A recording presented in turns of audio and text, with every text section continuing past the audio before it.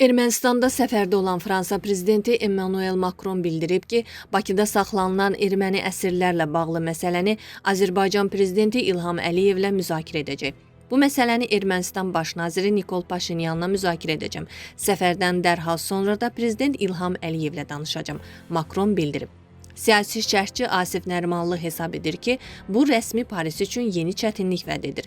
Çünki separatçıların azad edilməsi istəyi Bakının qırmızı xətlərini keçmək cəhdidir. Həmçinin Paşinyanın da məsələyə yanaşması mənfidir. Macron bunu anlayır. Hərçənd İrəvan küçələrində erməni jurnalistlərin suallarını cavabsız qoyması, yaxud məsələyə laqeyd mövqe sərgiləməsi Fransanın erməni siyasətinə zidd olardı. Fransa prezidentinin açıqlaması həm ölkəsindəki erməni icmasının, həm Yelisey sarayına təsir imkanı olan erməni lobbisinin istəyini qarşılamaq, həm də Ermənistanda revanşist elektoratın inamını itirməmək məqsədi kimi görünür.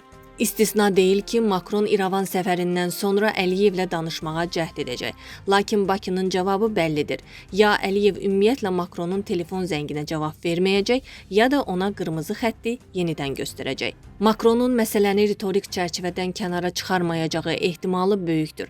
Bunun əksi Fransanın həbs edilən separatçılar, Vardanyan, Arutyunyan və digərləri məsələsində israrlı mövqeyi Parisin təkcə Bakı ilə normallaşan münasibətlərini deyil, ümumilikdə Cənubi Qafqazdakı mövqelərini yenidən risk altına sala bilər. Bu, Avropa İttifaqının regionla bağlı siyasətinə də zidd görünür.